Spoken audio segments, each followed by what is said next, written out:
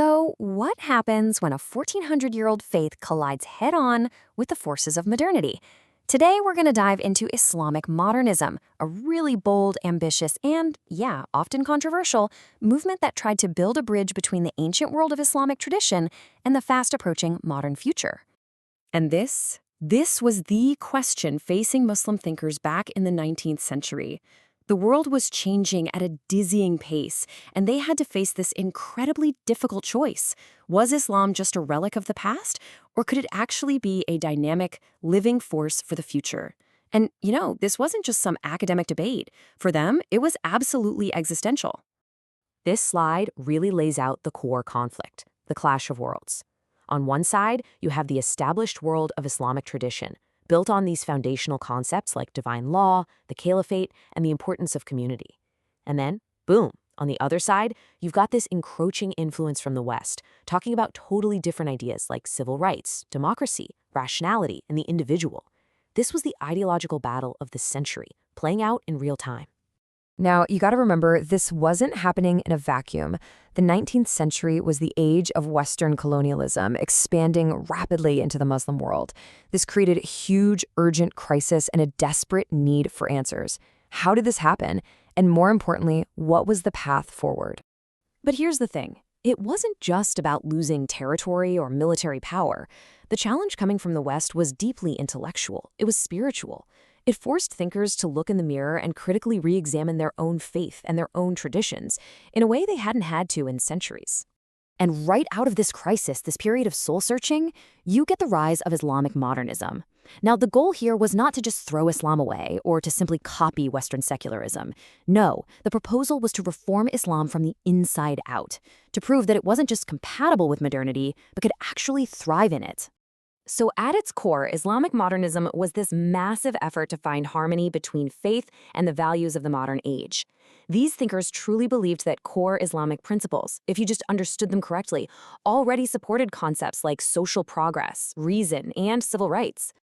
And this wasn't just happening in one country. It was this huge intellectual wave sweeping across the Muslim world. You had these absolute pioneers everywhere. People like Sir Syed Ahmad Khan in British India, who started a college that blended Western and Islamic studies. You had the incredibly influential Muhammad Abduh in Egypt, and writers like Namik Kemal right in the heart of the Ottoman Empire. Each of them was grappling with these same big ideas in their own unique way. This quote from Muhammad Abduh, wow, it just says it all, doesn't it? After a trip to Europe, he was just blown away by the order, the scientific progress, and the social ethics he saw. He argued that these were the true values of Islam in action. Then he got back home and he saw people who called themselves Muslims, but in his view, they lost that dynamic, progressive spirit of their own faith. Okay, so that's the what. But what about the how? How do you even begin to reinterpret a 1400-year-old tradition for the modern age without, breaking it? Well, they developed a pretty specific intellectual toolkit to make it happen. Let's take a look at their method. Here was their game plan. First, they argued you had to go back to the original, primary sources, the Quran and the authentic traditions of the Prophet, cut through centuries of commentary. Second, they wanted to fire up the engines of ijtihad, this powerful Islamic tradition of using independent reasoning to solve new problems. This was a direct challenge to what they saw as taqlid, the sort of blind, unquestioning imitation of later scholars. And the final step, use that reasoning to come up with fresh answers for modern challenges. And this chart shows what that method looks like in action. I mean, look at these reinterpretations. Take jihad. They argued its primary purpose was defensive, which directly countered the colonial narrative of Islam being inherently aggressive. What about riba, or interest? They drew a line between exploitative usury and the functional interest that makes modern banking work. For the strict hudud punishments, they argued those could only be applied in a perfectly just society, which, let's be honest, doesn't exist, basically making them symbolic. And on issues like polygamy, they heavily discouraged it, putting the focus on women's rights and education instead. Their approach to politics was also a pretty big deal.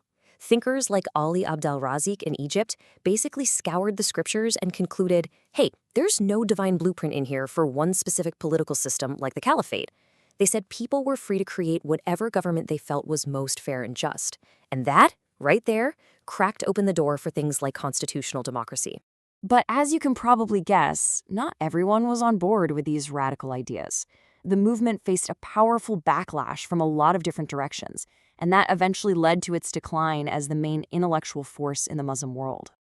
So you can see here, modernism really had its moment in the sun in the early 20th century, and it inspired some major reforms in law and education.